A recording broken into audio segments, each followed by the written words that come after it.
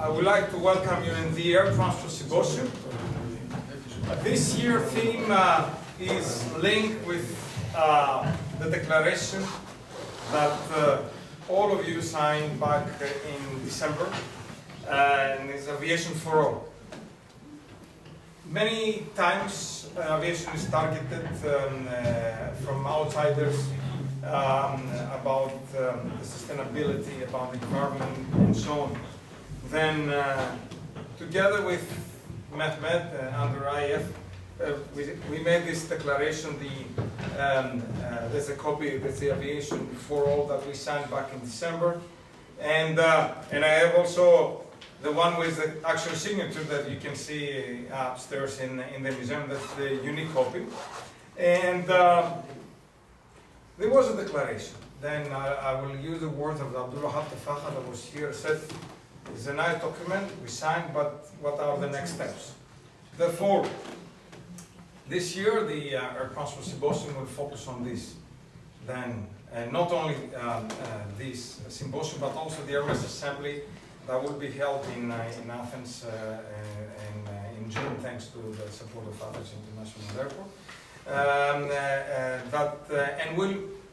The next step, of course, as in our last virtual meeting we had in IF, is that we working to have a working paper for the next triennial assembly that will take place next September in Montreal. Then, what we're going to be discussed here will be used not just to have a nice afternoon, Sunday afternoon, but also to be used to the content that we're going to produce over the next months for the recommendation that will be made by Hermes this year. That will be the theme, also will be Aviation for All, and for the working paper we're going to produce for the triennial. Now I would like to invite Dr. Christos, the Governor of the Civil Aviation of Greece, for his keynote presentation.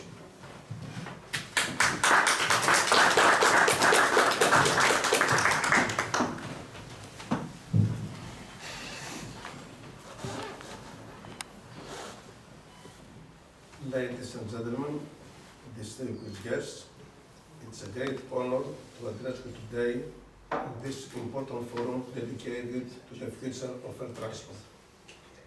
Since January 2022, the Hellenic Civil Aviation Authority, abbreviated HCAA, has undertaken the demanding responsibility of being Greece's independent regulatory authority for civil aviation.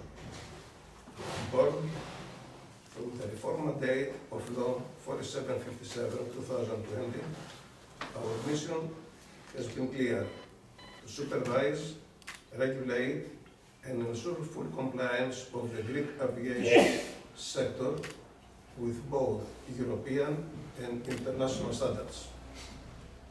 Over the past 3 years, the HCA has played a transformative role in reshaping the civil aviation landscape of Greece. Despite significant challenges, including institutional restructuring and legacy issues, we have achieved remarkable progress. We successfully responded to comprehensive audits by ICAO and EASA also, achieved results well above the global average, while preserving the country's standing and credibility in the international aviation community. Also, we implemented corrective actions to resolve long-standing non-compliance findings in key sectors such as airports, air navigation, flight operation, and aviation security. We established stable and structured oversight mechanisms, conducting numerous inspections and certification across all domains, from personnel licensing and aerodromes to airworthiness and economic oversight. We led the EASA certification of 10 state regional airports lately and strengthened our cooperation with international authorities through memorandum of understanding and technical partnerships. In addition, We advance our digital transformation by introducing fully digital pilot examinations, while also mention an ongoing collaboration with the Ministry of Digital Governance aimed at transitioning our internal system to a fully paperless environment. Enhance also transparency, organizational efficiency, and accessibility. We enhance also cybersecurity oversight with the creation of dedicated internal guidelines and launch a national electronic database for safety-related incident reporting. We sign agreements with European counterparts to reinforce our expertise and capacity and receive formal recognition through high-level visit from EASA, ICAO, and other international stakeholders. Most importantly, we build trust with the aviation community, with international regulators, and with the traveling public. These milestones are not the end, but rather the beginning of a broader vision for a safer, more resilient, and modern Greek aviation system. We recognize the urgency to keep pace with emerging technologies, sustainability goals, and evolving passenger needs. As we move forward, we remain fully committed to our mission, grounded to integrity, driven by expertise, and guided by a strong sense of responsibility to serve the public interest and support the safe and sustainable growth of air transport in Greece.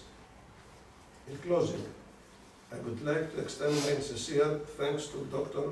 Kostas Iatrou for the kind invitation and for hosting this exceptional gathering. Events like today serve not only as platform for knowledge exchange, but as catalysts for shaping the future of air transport in Europe and beyond. I wish the 2025 Air Transport Symposium every success and fruitful discussions for all participants. Thank you.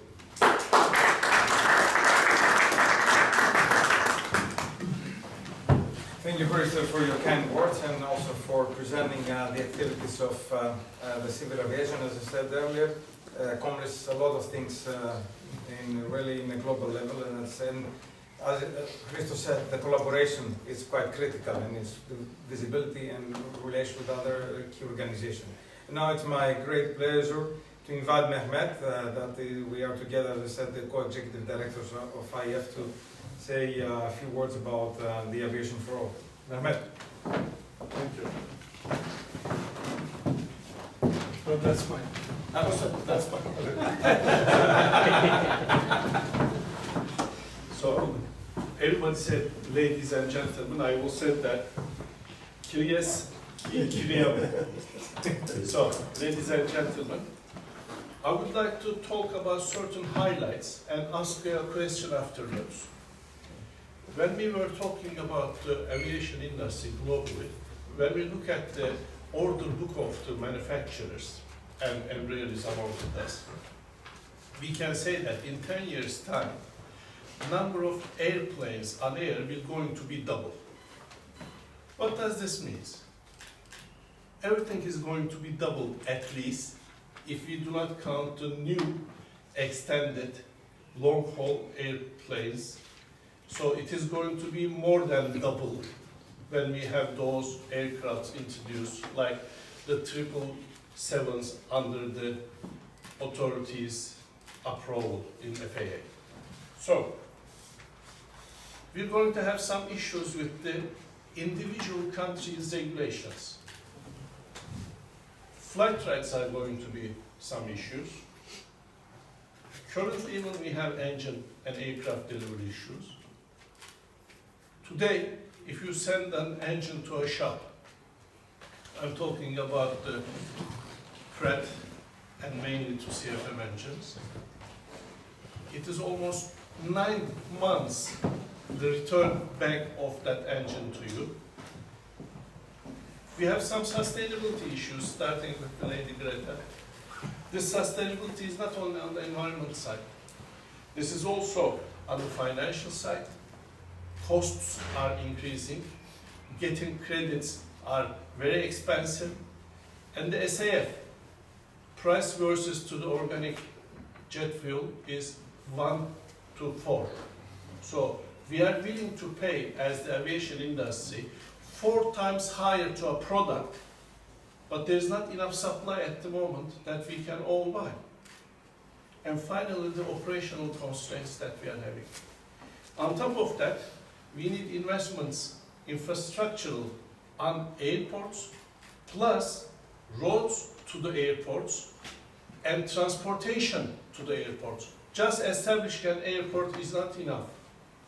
Are they familiar to you, these issues? Can you say that these are global problems? Unfortunately, these are the outcomes of the first aviation strategy meeting we held in Turkey in 27th of February. Why I said this? These issues, one-to-one, can be copied to Greece, to anywhere in the globe. That's why we are saying aviation is an international business and our problems are international. That's why when Kostas said that, why we have the IAF? We have IAF because of these reasons. If we do not able to talk as the whole parts, as a holistic aviation industry, not only the manufacturers, not only the airlines, not only the airports, ground handling services, cargo services, security services, if we do not unite, what's going to happen? We will dissolve. We will dissolve. Because there's a huge lobbying against us. Do you know the carbon secretion of the total aviation industry is around 2.9% of the total secretion? Do you know what is the land transportation carbon emission? 4 times. Are you seeing any news about the ground transportation on media? No. But because of Greta, everybody is hating us, and the governments are not supporting currently, except US, the SAF manufacturing, because they're saying that it's a single industry's issue. We as the government will talk to the public and we do something for the sake of the public, not only for one industry. So for this reason, we ask this question together ourselves. Are we going to create synergies from our differences or conflict? And the signatories over there decided to create synergies from our differences. That's why we are here. That's why we're trying to support this issue. If we do not unite, we can't solve these issues by ourselves. We have to come together and we have to solve these issues together for the sake of our customers. We are all doing this to serve better to our customers. So, if we do this unification, if we come together for the sake of the industry, it is equal to serve for the sake of the customers. Thank you.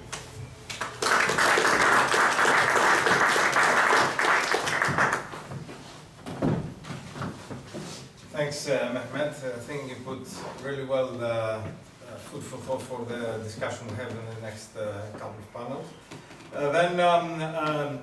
Of course, part of our business is to work together, also educate and build the next aviation professionals, because it's quite critical to have the right people that are going to lead aviation.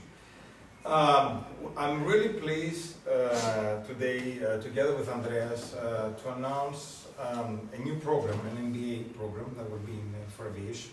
And it's a dream that Andrea, we work more than 15 years now.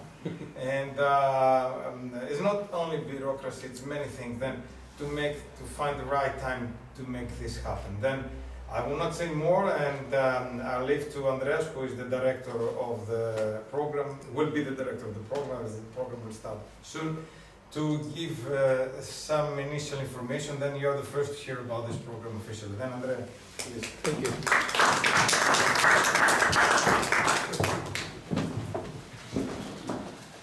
So, as our esteemed keynote speakers said earlier, we should not leave things in chance. And as you know, we have to make sure that aviation does not end up becoming a victim of its own success. We are all familiar with the concept of the autopilot, but I don't think we need an autopilot here. I don't think we just need to press a button in ChatGPT and provide us with answers. So basically, as Kostas argued earlier, we do need to put the fundamentals for the next generation of aviation professionals, of people who are going to lead the industry in the future in a sustainable and resilient manner. And in this context, it's a great pleasure to really introduce you to our new MBA program. It's going to be an MBA in transport management. The acronym is MATBA. It's going to be jointly offered by the University of Bilgen, my department, the Department of Tourism, Economics and Management, together with the Department of Civil Engineering from University of Thrace. So two regional universities here in Greece, they overcome issues of geographical discontinuity, and they come together, they join forces to provide a unique program in the context of Greece. We have 1,500 master's programs offered in Greece by different state universities. This is going to be the first one in aviation. It's going to be delivered in English, and it's going to be predominantly delivered on distance learning. So the program is going to be for 3 semesters. In the very beginning of the first semester, we'll be bringing everyone to the beautiful island of Chios for a few days, just to get to know each other for issues of bonding. And from then onwards, the program will be delivered online based on synchronous distance learning. In plain English, that means that every day there's going to be a lecture between 6 and 9. Now, the program is in partnership with Hermes, transport organization, the organization where Kostas acts as the Director General, and also in it's strategically supported by Athens International Airport. And once again, I would like to thank Dr. Yannis Varaskis and Ms. Ioanna Papatheodorou, and the whole team for very great and generous support. The program is going to have 3 different streams. One is about airlines, the second is about airports, and the third is about air navigation service providers. And it's also going to be very, very well supported and coached by an advisory board, and we are greatly honored to have Mehmet Nane also as part of our industry board, which is going to be coordinated by Kostas. Now, obviously, this is a new venture. It always bears risks, but we very much hope that we will go ahead successfully. It's a kind of a blue ocean for Greece. There is no competition, but obviously our aim and objective, our ambition is to turn this program into something successful, not only at a national level, but at an international level. And as I told you, it's a very unique program. It's one of the very few that is so strongly supported by the industry. It's one of the very few, if any, that has 3 different streams. There are programs that are just for airlines, other just for airports. I'm not familiar with any program that covers the entire spectrum of the business ecosystem in aviation.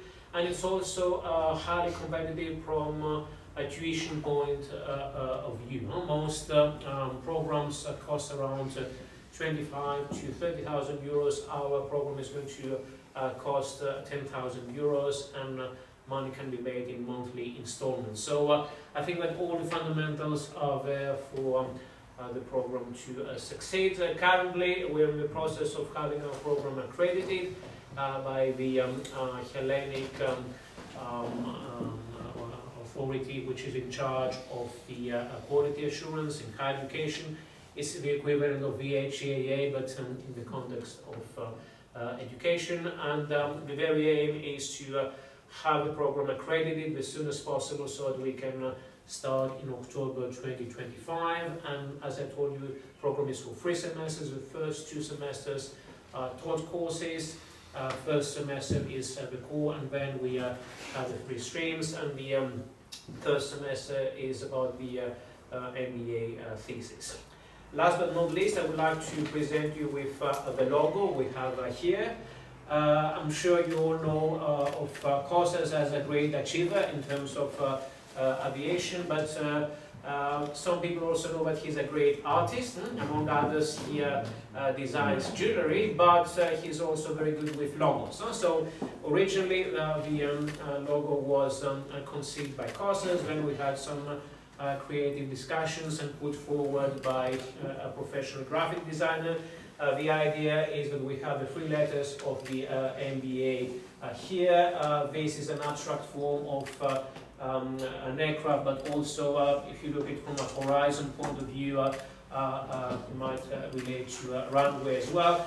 This is the T for the navigation service provider tower, and this is a kind of a prototype of what flying is about. And the idea is together we join forces. The last A, which is the A of the MBA, is about being forward-looking and try to move forwards. We thought that it would be a good idea to have MATBA as an acronym. We have already registered MATBA.aero with Selahattin.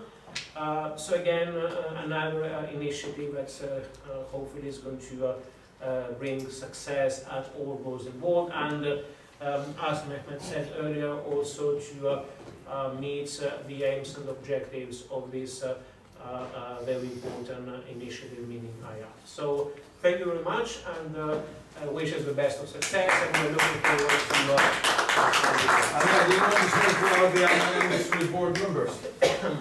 you have the well, not by heart to be frank with you. I don't want to miss any, because all are important in this board, and give me as... You are the coordinator, so... Yeah, then I am the one, is my... Then we managed to have, as Andreas said, about Mehmet, and thank you, Mehmet. Iatrou, the managing director of Airlines for Europe. Angela Gittens, the president of Hermes, my organization. And I'm the director general. Simon Hocker, director general of Kanzu.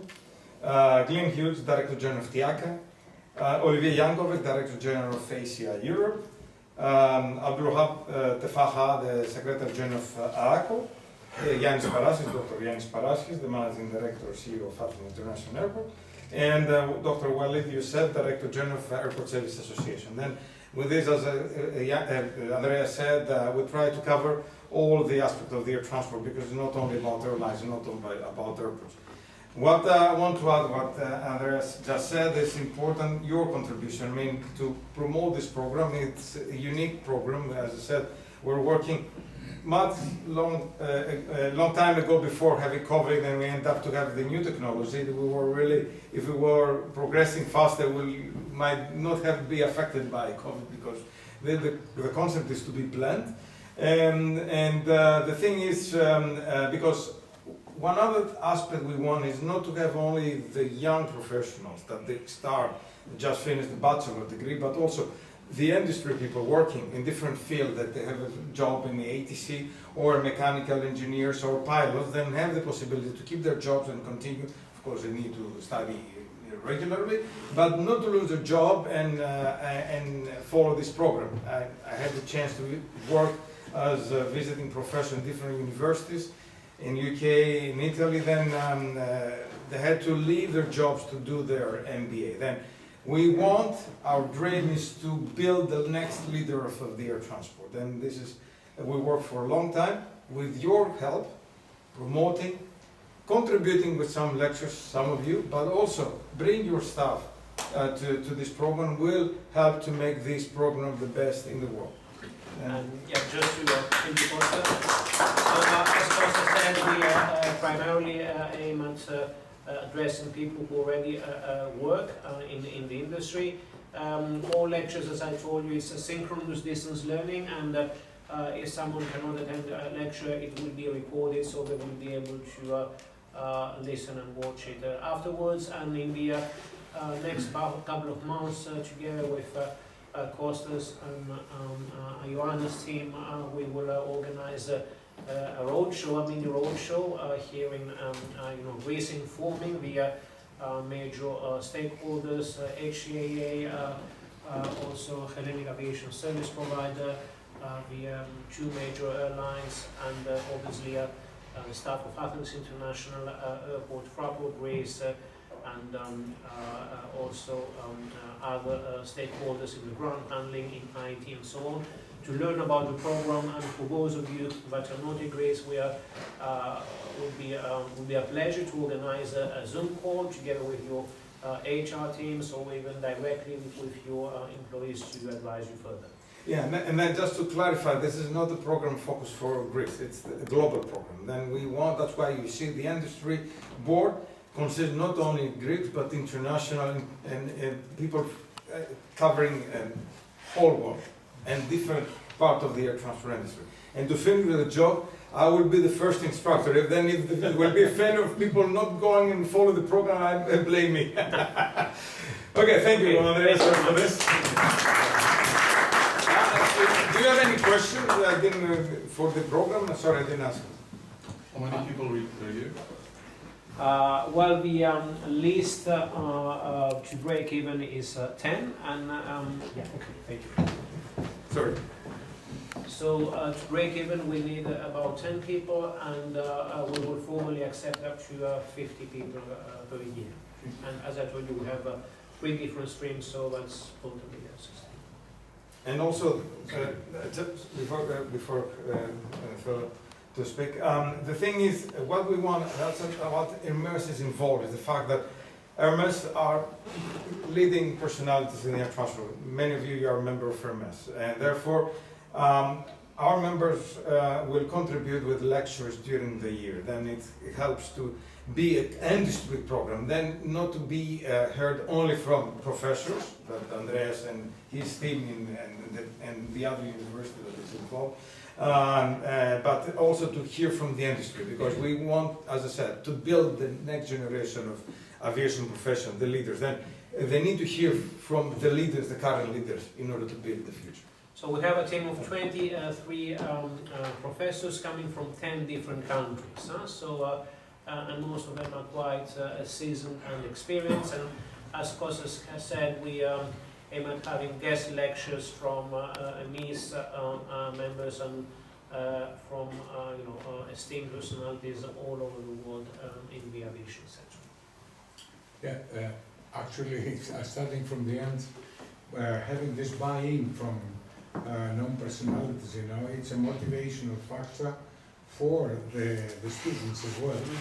And my question was an implicit one, but will you include in the syllabus heliports and apart from and waterports as well? Thank you for that. So as I told you, it's an MBA program which is jointly delivered by 2 departments. So our department, the Department of Tourism, Economics and Management, will mostly focus on economics, management and marketing issues.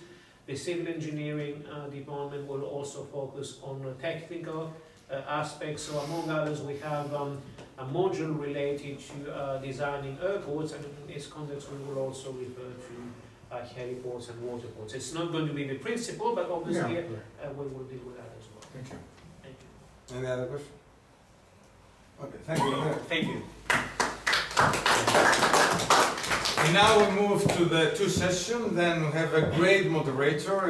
Last year everyone was really happy to have Ilias Maragkakis moderating the 2 panels, and he was quite kind again to moderate this year panels that, as I said from the start, we will focus about aviation for all.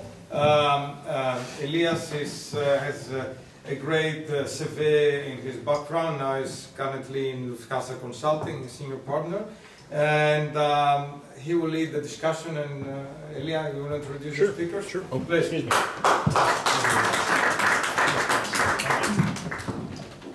So thank you for the kind introduction, as always. Could I please ask the panel members Mehmet, would you like to join me? I think there's no need for introductions because first of all the audience is quite small and Selahattin also, as well as Jean-Luc. Thank you very much. Well, most of you might not be familiar with the last actually person coming in because you're the only one from the panel, Jean-Luc, who hasn't received an award, right? That's true. That's true. You put me, It's never too late.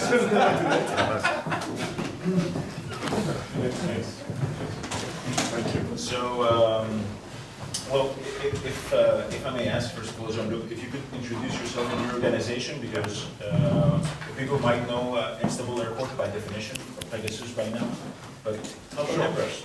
Well, so EMBROSS, it's an Australian group created by a Greek who is based in Australia since the 60s.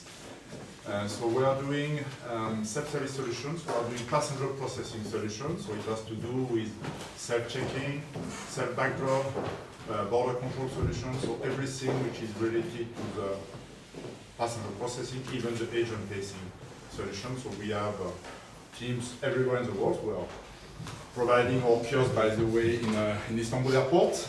So we do passenger processing in different airports, airlines, with an implementation of the group which is really global. An head office in Canada, in Toronto. We have a factory in India, in Pune. I'm based in France, so I'm French, so Rauline is French. So I'm based in France. We have some offices where we do software development in the south of France, next to a city that you probably know, Bordeaux, due to the wine. And we have also a small team in Greece, in Athens. We have a team in UK and a team in the US with a net desk in Atlanta. So I'm taking care of the operation of the group, so the chief operation officer of the group reporting to the CEO of EMBROSS, who is living in Melbourne and who is coming every year in Greece for his vacations because it's his country. Great, great. So quite an international job, I guess, right? Yeah. Many, So I would like to get started in our discussion as a panel from where we finished the previous discussion, which was the signature of the declaration. And more specifically, and if you want, we can start with this order, to talk about what does this mean for your organization? And the second question would be, because I intend to ask also the next panel, to give us a concrete example of one of those things being mentioned in the declaration of how do you intend to make it a reality? I hope you're ready before signing, right? You sure? You want me to start? Yes, please. All right. So first of all, I think in these declarations you've got values on which the group is really aligned with the values. And again, due to the fact that our owner, our CEO is from Greek origin, I think there is a lot of those values that are also linked to the Greek culture and Greek values. So that was one of the first points we noticed by reading this declaration. I would just give two examples of concrete things that are really close to what we do. Sustainability. Whenever we do self-service solutions, we produce hardware. And we try to produce hardware with a very pragmatic approach, with a lot of local suppliers. So instead of importing goods from the other side of the planet, we try to find local suppliers, so to have a really lean type of productions when we produce. One example is our own fabrications. We do metalwork in India, for instance. That's one example. On this, we have also some symbolic let's say, points whenever we have a customer coming to our plant, especially the one in India, to do a factory acceptance test, we plant a tree. Which is, also a kind of symbolic way of saying we take care of the planet. So we have to be careful because if we have too many customers coming to our plant, we'll be in the middle of the forest. So that's one example. And the second point, which is also very important for us, is the customer-centric aspect. In our case, we work with several stakeholders. We work with the airports, obviously, because we provide them the solutions. We work with the airlines to make sure that their applications, their softwares are working in our self-service solutions and so their applications are linked to their strategies. Each airline is having their own strategy, so we take care of that, and we take care of the customer, passenger, because the solution has to be ergonomic, the software has to be easy to use. Again, I can give you another example. We did a project of a backdrop in Nuremberg airport with the low-cost airlines, with Air, name it. And one of the points was to make sure that those passengers that are not traveling often, low-cost carriers, they were able to communicate with the application in their own languages. So the first thing they do on the backdrop, on the cell backdrop, is to scroll, to select their languages, and then they can communicate more easily. Yeah. So it's concrete examples of customer-centric. And for you, Mehmet, as an airline, I mean, okay, here we hear about the user interface making a difference as a customer, or sustainability, planting trees, and therefore outside of the factory we can count the clients. How about you? Do you plant a tree with every passenger? It's impossible, right? We carried last year 36 million passengers, so we have to establish an Amazon forest. Before answering your question, I would like to I forgot to say this, thank you.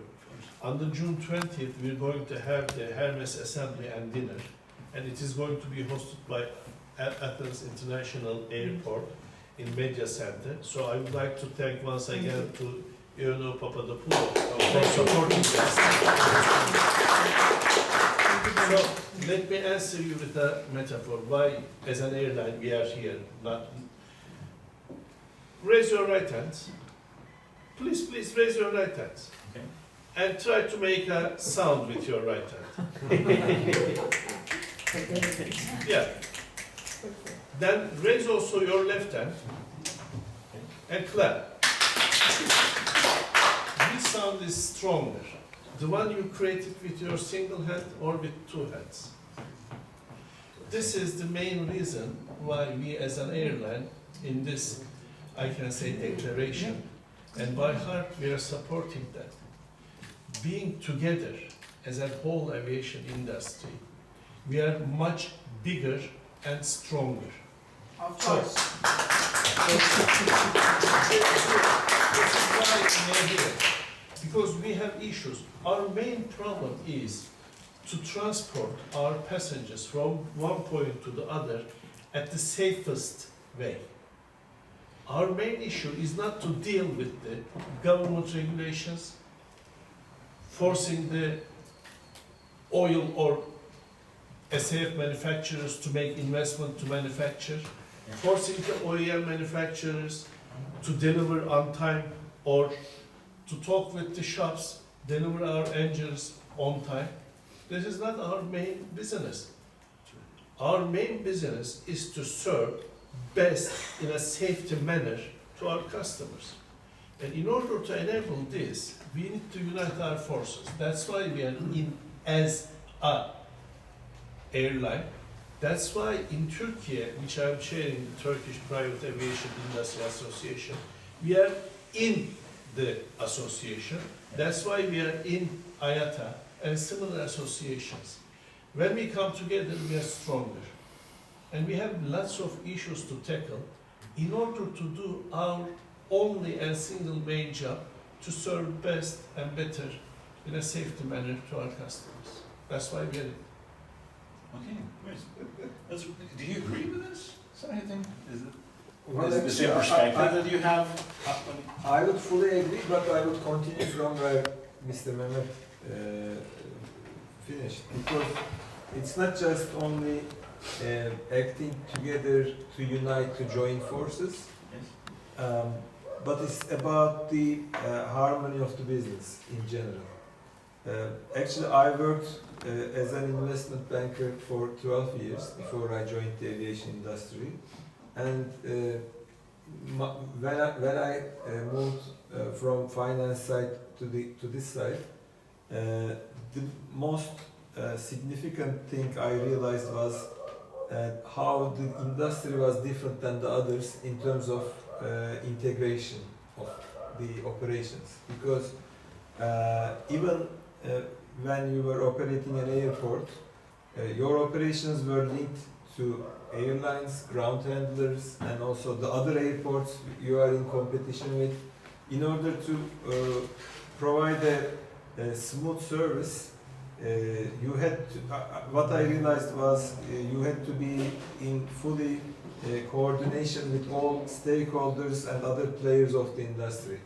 That's why, since from my first days of my work till today, I always have been a real believer of enhancing cooperation and collaboration within the industry, not only within the airports, but also the whole players of the sector. The manufacturers, the suppliers, the ground handlers, the airlines, the airports, in order to have a seamless travel experience to our passengers, in order to enhance the demand and enhance the customer experience, what we have to do is to work in collaboration and cooperation and in a joint manner to perfect our operations. So, of course, joining forces and uniting among ourselves is very important, but also it's not just that we have to act in harmony to provide better services and to have the sustainability of improving the operations as an industry. So that's the thing that I would add to fully agreed position of Mr. Mehmet. So in my opinion, there are three major issues which drove us to sign the Aviation for All declaration. This has been the two main issues, but also as the third one, to make ourselves heard by the society, by the politicians, by the policymakers, because the example Mr. Mehmet gave was very important. Although we were responsible for less than 3% of the carbon emissions, we are again perceived as the major industry which contributes to the global carbon emissions. I was also a member of a sustainability association within my country, and in that board there were other members coming from cement industry and heavy industries, automobile manufacturers, but everybody was focusing on the aviation, so I felt the need for having a stronger voice of our industry, and coming together is the strongest way of doing that. So maybe we can talk about the next steps in the second round, but to me the most concrete things to do would be also in the communication of this positioning as well. So we have to be more focused on having our voice heard by the other parts of the world. I believe mobility is one of the major human rights. People moving around the globe serves the peace of the world. In the morning, before the afternoon, we were discussing with Kostas that the more people get to know each other, the more we realize that we have more things in common. For many years, Greeks and Turks were thinking they were falling apart in terms of ideology and the way they look at their positioning. But the more we come together in the last decade, the more we time spent, we realize that we are like two of the most countries who look like each other, feel like each other, and culturally very alike. So, in my opinion, aviation serves not only the commerce, the economic well-being or the tourism, but also the overall understanding of the communities of each other. So that's very important, which we have to focus on and make ourselves heard about. Great. However, you talked about collaboration, right? You talked about working together that we can achieve more. I mean, we're advising multiple airlines and airports, right? you sit in the boardroom and you have to advise them, and what you hear about is none of that. You hear about load factors, you hear about EBITDA. If you're in a board with the airports, what we hear there is more about CapEx and how the investment return, the non-regulated charges and so on. So, and Mehmet, if I can start with you, can you give us a concrete example of one of those things that you're actually doing, whether it is in the declaration or it is about collaboration? Like, Very simple. Yeah. If we start from the SAF manufacturing, for example, you said that costs are increasing. Costs are enormously increasing. When we look at the EBITDA levels of the industry or per pax profitability, last year per pax profitability is below $7 per customer. It is less than 1 cup of Americano in Starbucks. So it was around $11 before the corona period. Now it's around $7. Where did that difference come? The cost, as I told you, is one of the great enemies, which is measured as CASK. Our CASKs are increasing. So what are the main factors increasing the CASKs? This is one of the main collaboration areas. As I told you, SAF and SAF manufacturing. Currently, the governments are putting regulation. ICAO is putting regulation. There is a scheme that we have to follow called CORSIA. And besides that, individual countries like France did in 2023 can bring additional measures in order to lower the carbon, I can say, the emissions in their countries. For example, France's example is perfect example. France said that, look, the jet fuel manufacturers, petroleum manufacturers, you have to manufacture SAF and sell these SAF to the aviation companies. This is going to be 1%. So if you want to fly to my country, any carrier, you have to buy 1% SAF in whole year. And look, these are the manufacturers, they're going to provide you. If those manufacturers do not provide you, I will punish them and I will charge them 12.5 euros per metric ton. When you look at on paper with 2 dimensions, it is perfectly for the environmental and the pollution wise and for the sake of the public. And this is in order to encourage and motivate the manufacturers to establish investments and more SAF manufacturing plants. But what was the outcome? What's the real world? 3-dimensional world. None of those petroleum manufacturers in France intended even to feasibility studies to manufacture additional SAF. They said, okay, we are paying the fine. And what they did reflected to the airlines. What we did reflected to you as our customers. Vicious cycle. Or, as I told you, our EBITDA per pax profitability went down because you cannot reflect everything. There's competition also. So, when we are looking this collaboration, we need collaboration here as an industry. So we have to go and talk to the manufacturers, talk to the governments respectively, and tell them, look, chaps, you're doing wrong. For example, there was a meeting held in Phoenix last month.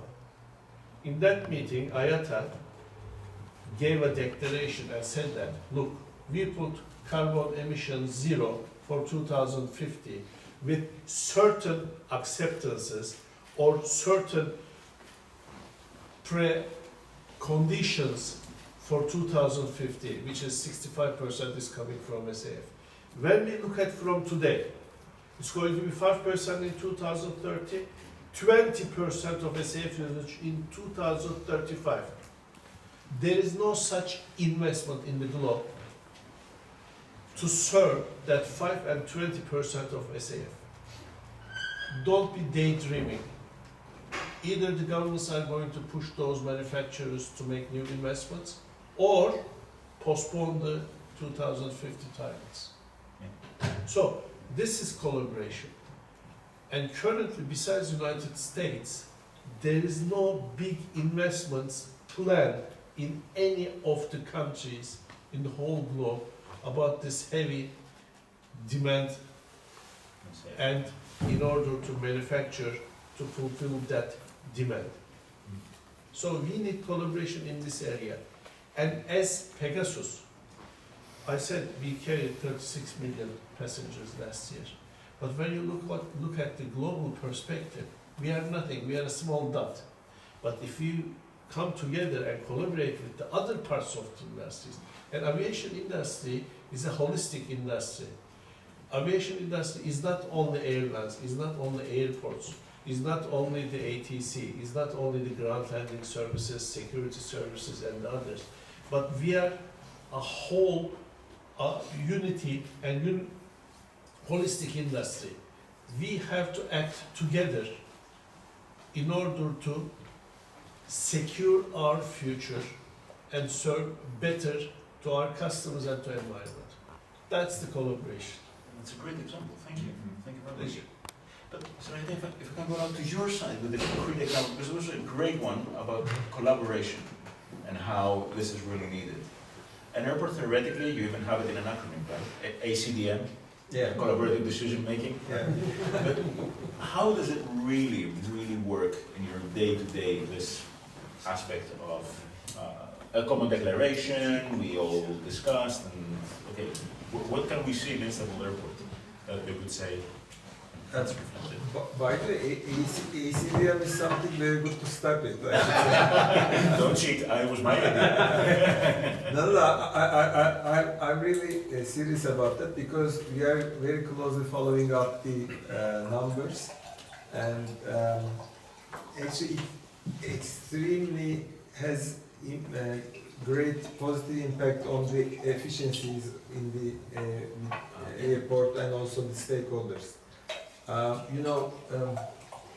Just one example, Istanbul Airport has been, according to Eurocontrol, the best airport in terms of delays attributable to the airport.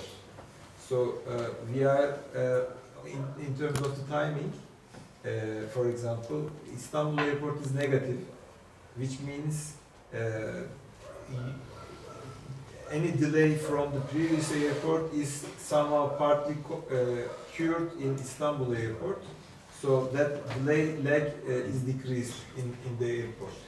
Or we are again #1 in terms of baggage delivery times, baggage loss rates. But it's not just the airport operation itself, it's also the other stakeholders, and also that data comes from the ACDM.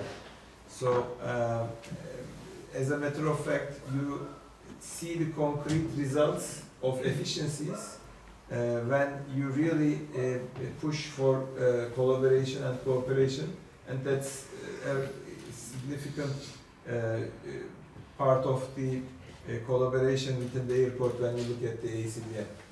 And maybe I cannot go to that detail, but when you look at the numbers for Turkish Airlines, they are our largest customer. So they have more than 70% of the traffic in Istanbul Airport. So we, in one hand, have very hard negotiations and disputes on many aspects. But when you look at the numbers as a whole, Turkish Airlines has been having their largest profit increase, largest traffic increase for the last 5 years, which maybe by chance, but to me, with the move from old airport to the new airport, has impacted those numbers as well. Cargo increase also. Cargo. Yeah, cargo. So, of course, it's easy to say from my seat that it was the result of having Istanbul Airport infrastructure, but of course there are many other factors as well. But having that infrastructure available at very efficient numbers very low turnaround times and other efficiency factors, it directly impacts the profitability of the airline as well. So at the end of the day, we are negotiating within each other, we are bargaining, we are having strong discussions, but at the end of the day, you see the positive results of acting together and having those collaborations. So that might be another example for that. So again, I will go back to my point when I started. It's really interesting to focus on the intersection points. An airline can operate its own processes very efficiently, but if it works in an airport which is not efficient, then most of the efforts would be meaningless in terms of EBITDA or profitability, and at the end of that, it would directly impact the sustainability of operations. So, as a matter of fact, we really concretely see the results of the intersection points between the stakeholders of the industry. It's a great point, which I would like to take advantage of the fact that we have in this discussion panel, actually we have a systems integrator who's actually talking to the passengers as a system MATBA, but also to the airline in the airport, an airline and an airport. And I noticed in the declaration you have signed a bullet point that talks about improving operational performance to minimize service disruption and enhance the joy of flying. Really? Is flying today a joy? With all the security, all the hassle that somebody has to go through? Look at the result. Don't look at the way you're walking until you're going to the result. The purpose of flights are, we can define in 5 different areas. So each of them, except the health reasons, is something you decide willingly with your own personal discretion. So at the end of the day, all those operational issues, if it resulted as achieving what you were targeted, of course it's a pleasure. Jean-Luc, what do you think? Is it a pleasure? Are you making it a pleasure? Is it going to become? Well, there is still some bottlenecks. It's obvious that there is still some points that we would like to go in a better way. But I think that a lot of things have improved, especially for the disruption. Today we have a lot of tools that enable to manage disruptive situation in a better way than 10, 15, 20 years ago. Again, I was talking about self-service. Self-service is one solution. You know, imagine, you know, when you have what happened this week in Israel to restart everything without those self-service solutions, border control, kiosks. So I can speak about that freely because that's not my solutions. imagine that Israel airport would not have this week. It would have been a very, very difficult task to restart. So we have a number of tools today that enable us to manage the disruption in a better way, with the mobile phone, with all the applications that are available. I was talking about passenger processing, the common use. You know, I'm always saying that today the young generation is not buying an asset. They are not buying a car. They are buying a service. They are buying a car sharing service. They are buying Uber. They are buying a rental car, whatever. In my generations, I was buying an asset. I was buying my car. I was driving my car. It's no more the case. So look at the common use solutions that were invented by this industry 25 years ago. The common use, the first common use solutions came into the airports to serve the airlines and to share, because we are talking about sharing, so it's collaboration. It started 25, 30 years ago. It's still in place, it's still progressing. We have new standards, new IATA standards that are coming. So it's real collaboration that this industry has put in place since many, many years before having the young generation buying a service. We were buying a service already. It's a good point. Yeah. Yeah. And I like how you connected the disruption actually with the concept with the collaboration. Well, to be able to manage a disruption situation in a better way, you need to have the airports collaborating with the handling agents, with the airlines, and to have all those tools, common use solutions, mobile applications, to be able to communicate also with the customer and to make sure that the passenger is having, at the end, he will have a difficult experience for sure, because if the airport is stopped, it's difficult, but it will be less of a pain because we will be communicating with him in a better way than we should have been in a position to do that 15, 20 years back. And I'm looking at you, like I'm thinking of the Istanbul airport. Yeah. And I cannot ask you the question of the joy of flying, because it's always a joy to fly through Istanbul. I mean, let's be fair here. However, what do you believe in airports in general, joy to fly? Is there something that we can do as aviation to improve the enjoyment of flying? Actually, the general expectation from life is changing, as you said.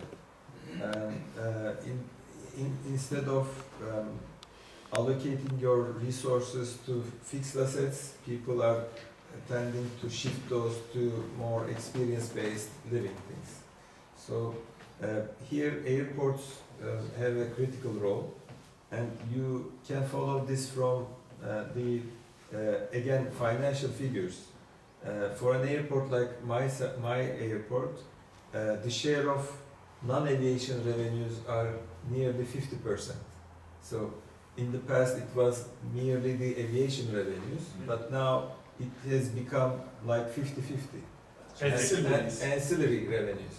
So this is because people are coming to the airports not only to travel, but also to have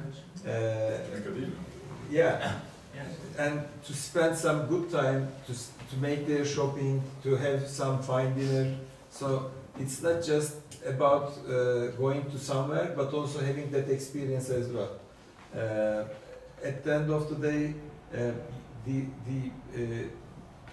one of the main reasons we are focusing on passenger experience or enhancing passenger experience or trying to make them happy during their time at the airport is also because of the fact that it has financial impact on the results as well. So it's not just a wish, but also the way we have to go and the strategy we have to focus to make passengers happy and to make them want to come to airport instead of going to somewhere else. So that's why I really believe in that declaration as well. It's our aim to not only to convert existing passengers to happy passengers, but also to convert other people to become our customers and which seek to spend joyful time in their experience. Mehmet, do you want to add something to that? Or? Of course, in all business, in the aviation also, we have some operational issues. But more important, especially under this digitalization and technology improvements, how we are going to solve it and how we are going to create value at the end of the day to our customers.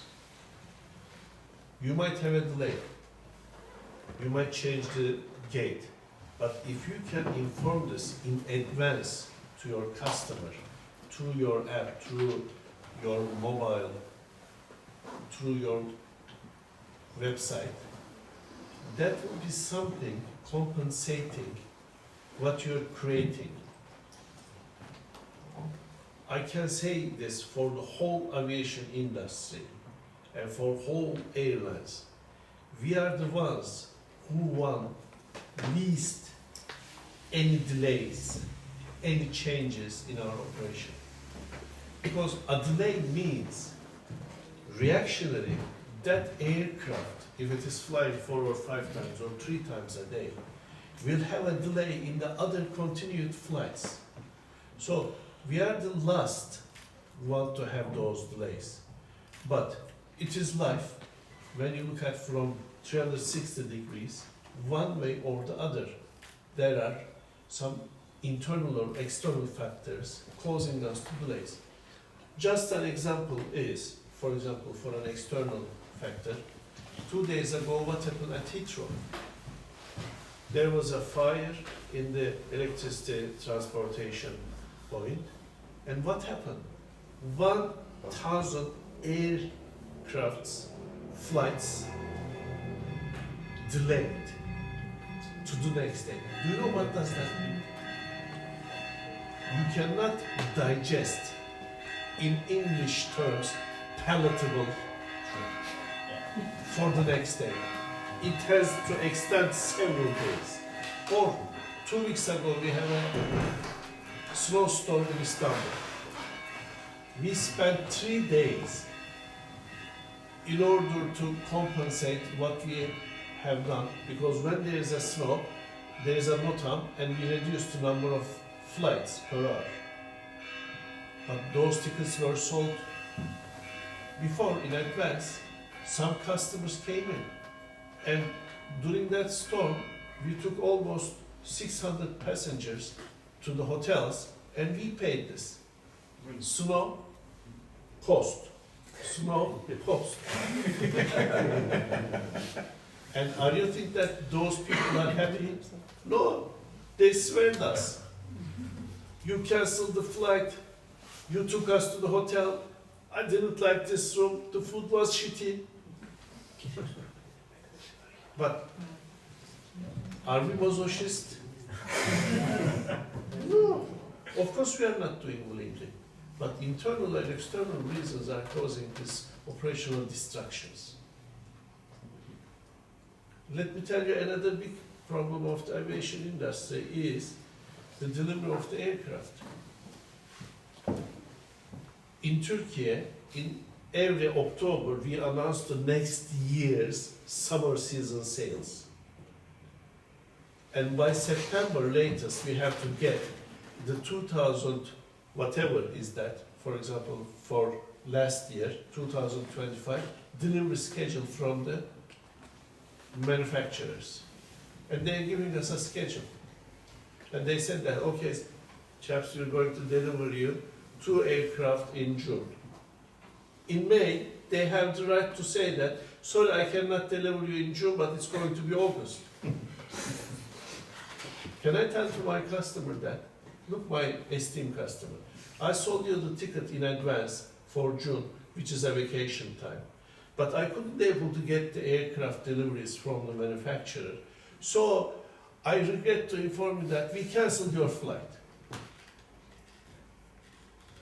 I don't have right to say that. So what I'm going to do? Either change the type of the aircraft to a larger one, or hire, wet lease, either daily or for a short term, aircraft in order to compensate the late delivery. And because it is below 6 months, I cannot charge this to the manufacturer. What's going to happen? Cost, satisfaction, operational instability. So this is the life, we have to manage this. But technology here is a great help to us at the end of the day. And if you inform on time the customer, that will be really good. And you can put some additional services on top of that. For example, when you landed to a country or a city, if you receive a message from your app, from the website, from SMS, whatever the means that company is using, you're going to get your luggage from the trolley XYZ, 1, 2, 3, 4. That's smiling effect. So, of course you can make the life sometimes miserable for the customer, but it is under our discretion to ease that misery. Thank you. Yeah, so therefore, enjoying flying is not for airlines, right? Passengers may enjoy it, but it's not fun for you. But a few minutes ago, it was a very interesting phrase that was mentioned, which was mobility is a human right. And I guess aviation is all about mobility at the end of the day. So, just in a few words, I mean, how does EMBROSS enable this mobility? Which at the end of the day, how does EMBROSS enable this human right? And how do other players you've come across, not just about your company, airports, airlines you've come across, do you believe they enable this? Yeah, but I always consider that aviation is a vector for peace, because people are meeting each other, are communicating, are understanding each other better. That's the first point. So the aviation itself as a whole is really important for peace, I guess. In our case, we have the chance of working with different entities and different cultures, different nationalities. Our entity in Canada, for instance, you name them, you have people coming from all around the world working together. So sometimes, we have difficulties to understand each other. I've got my French accent, they've got their accent, but we understand our culture, and at the end, we reach the same goal, which is to deliver a good service, a good product, a good solutions to our customers, airlines and airports, and that's great. To me, that's something I've learned with EMBROSS since 6 years now. I learned a lot working with a multicultural, with so many nationalities and cultures that working together for the sake of this industry. And Pegasus, or I mean, in European airlines in general, not just about Pegasus, of course. Is this how you see it? Is it a human right, really? We have a motto. Yes. We changed that a little bit. It's a human right, and in our constitution, I believe in most of the constitutions, mobility is a constitutional right also. In Turkey, when we started our low-cost operations in 2005, we had a motto: flying is right of everyone. Why we said that? My hometown is not Istanbul. My hometown is on the Mediterranean coast city called Mersin. I came to Istanbul for the university, and the distance is 1,000 kilometers. So I came to Istanbul in 1985. At that time, we spent almost 16 hours on the bus. I can't be there to think to fly. There is a flight from very near city from my hometown to Istanbul, but I didn't even dare to think that flying once until I started my business career as a banker. Why? Because I can't afford it. My family cannot afford it. Most of my friends cannot afford it. So we go with the bus. And if it is a high season, that bus trip can go to 18 to 20 hours. 18 to 20 hours. So, with our existing governments, two major decisions: lowering the PAX tax, domestic and international, and do not charge VAT for the international flights counted as exports. The destiny of the Turkish aviation changed, and thanks to Turkish Airlines and Pegasus, they followed with huge investments to benefit the customers. So we said that flying is the right of everyone, starting from that phrase, I guess. Yeah, thank you. Maybe I can conclude with putting together again the collaboration and mobility. And from today's point of view, in Istanbul, it would be a good example maybe. You can reach more than 200 destinations under 3 hours, 3.5 hours from and to Istanbul. But when you come to Istanbul, it sometimes takes 3 additional hours to go to the city center. When talking about mobility, it's not just about moving between the countries and the cities, but also urban mobility is also important. So We'll went on. have William here from Embraer. They have the branch with Yeah. mobility. That's why I wanted to touch upon at that point as well. Looking at the future of our industry, I also see great importance for urban mobility and advanced air mobility as well. So, in order to complete that human right, I think we should also cooperate on that as well. At least from my side, I can say Istanbul Airport has a place in its master plan for urban and advanced air mobility as well. So we have an infrastructure planned for that future development. So we will be looking forward again to cooperate with other players of the business. Okay. We'll look at your future plans.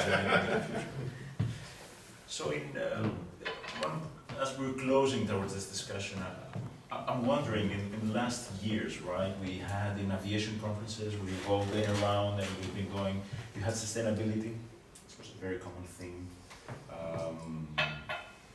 After that, in the last maybe 4 or 5 years, you had AI. AI was everywhere.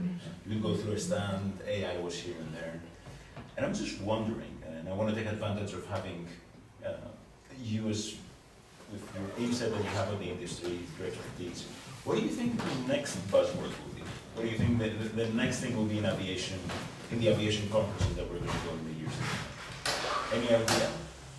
Well, to me it's difficult to say, but what is really amazing today is that all those new technologies are bringing a lot of complexity. When you look at it, you say, wow, cybersecurity, AI, robotics, biometrics. When you look at it, it's, you know, even to understand what is behind, it's really difficult. But we have teams behind, you have teams behind that are experts, and at our level we understand what's going on. What will be the next trends? To me, it's difficult to say, but yes, there is probably something to improve in the security aspect, to go through the security checkpoint in a better way. I think that's really where the passengers today is having some pain. The rest, biometrics, it will go with the regulations of the various countries, so progressively we'll get there. We see more and more projects of biometrics. The backdrop, the self-backdrop, passengers today are more and more pushed to drop their bags themselves, so they do a lot of things themselves thanks to the technology. I guess the next step will be probably the next generation of mobile phone. It's coming. We will have something new that will bring a new experience to the passenger, I guess. So it's more the do-it-yourself. Yeah, the do-it-yourself is already something that is in the air, connecting, you know, the mobile, the device, the tablet, or the mobile phone of the passengers to a kiosk or to a backdrop solution. So that's already something that is coming. With the new IATA standard, it's coming. It will be available. So probably the next step after that will be a new generation of smartphones or something new, something else. We need to find a catchy title. Artificial intelligence sounds nice. Yeah. So, when we look at the perspective of back to future, back to forward, I believe that mobile is going to die. What is going to replace mobile is face recognition and chips, either in our glasses or somewhere in our eye or somewhere in our brain. That's coming. Second, the mobility is the eVTOL. Maybe not with the today's conditions, but it is going to affect our life. On the other hand, the face recognition is going to bring lots of ease to our life on the security side and the other side. For example, there are new generation X-rays. You don't even have to throw away your water or take your iPad or the laptop to a different tray. So it's started to get adapted, and I think recently It was on hold, but it's about to come back. it's come back, and I think you're testing one of those. We have. In IGA, they tested one, so you don't have to throw away your water or take your computer or iPad out. So on the other perspective, of course, when we look at these changes, are they going to bring additional cost or benefit to us? Because we are not that rich. We can make our life totally automated. We can make 100% on-time performance. But what is going to be the cost for that? So there's going to be a balance, trade-off. So we have to get used certain, like SLA, means levels with the customers, alignment with the customers, and reflect that into our costs and to our prices. So technological developments are there.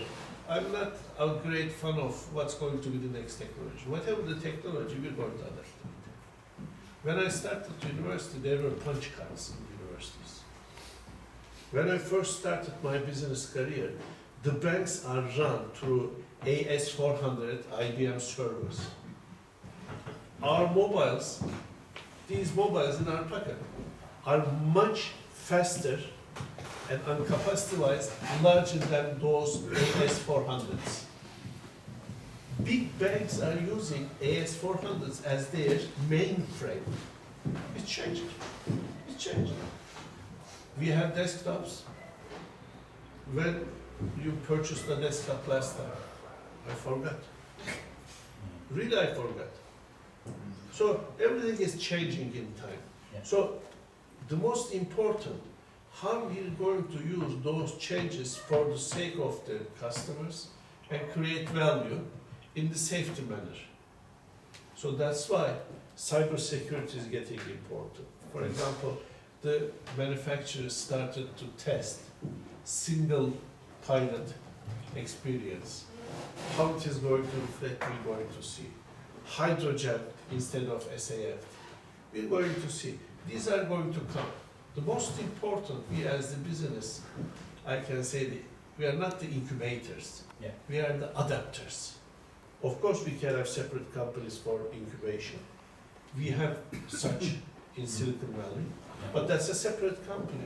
Our main business is to adaptate the recent developments for the sake of our customers in order to move them from one location to another fastest, cheapest, and most safety manner. Yeah. So, whatever those time frames, requirements, you have to adaptate. True, and at the end of the day, like you said, it's cost, right? And Yeah. you mentioned that you make a cup of coffee per passenger, so you don't have that much to play around. Not cup of coffee, not even one cup of Ristretto. coffee. Sorry? Ristretto. Yeah, that can be happened. But when you look at the Seattle, the hometown of Starbucks, are tall, not grande, not verde. Americano is much expensive than $7 or $6.7 that we are making from per customer. Yeah. That has to change. Thank you. If I may ask. Actually, The I don't think sustainability will go out from our lives very soon. So in the next decade, it would still be on the top of our agenda because, again, looking at the industry from the demand side, I'm very optimistic. People will be tending to travel more, will request to reach their cargoes faster. This would continue the pace for having air transport more share than other means of transport. So the growth rate for per 1% GDP growth on the aviation side has been like 2.8%, nearly 3 times faster than overall growth, and it will continue to be so in my expectation. So from the demand side, of course there will be challenges, there will be cost issues, but the demand will keep strong. So the challenge for the industry to adapt the supply side in an efficient manner, and the most significant bottleneck would be the the challenges coming from sustainability side, both the sustainability of the supplies, manufacturers, and also the other issues attributable to fuel and others. So in the next decade, I believe the sustainability will be top of our agenda, will keep to be there. And as I mentioned, this advanced air mobility, vertical takeoff would be a part of the agenda as well, because of the challenges coming from the transportation within the cities or connecting airports to the city would be really important. So although the favorite word can change at shorter times, from a longer perspective, our main challenges and our main subjects would tend to be sustainability and the efficiency. I want to add one thing to this sustainability issue. We are looking sustainability only from the environment perspective. Contrary, sustainability is a holistic approach. If you don't have operational or financial sustainability, you don't have the company, so the environment is negligible there. So when we talk about sustainability, the company must be in all means sustainable, operationally, financially, environment-wise, human right-wise, customer-wise, employee-wise. This is a holistic approach. So you cannot say that, oh, I'm very sustainable on the environment side, but I spoil my employees and they can have right to have as much as photocopy, colored photocopy they want. No. Look, I'm taking note. It's not, my name is not written, and it is a used paper. We have to have this logic. This is sustainability. Or if we're closing I told to Kostas when he was opening the flashlights, we have some time, turn it off, you will open it when we start. This is sustainability for the environment. So environment, finance, operation, human rights, employees, passengers, they're all holistic approach, and we must be sustainable in every aspect. We can't say that I'm sustainable here, but little sustainable there, considering to be sustainable there. No. Yeah, makes sense. All facets, all activities, right? All activities. Great. We have 10 minutes. Questions? So we can finish a little bit earlier because I have to catch a flight. That's what I mean. So all I wanted to do is simply open it up, just in case there is any question. Perfect. We'll make a break. Yeah, sure. I just want to thank the Honorable Minister for all.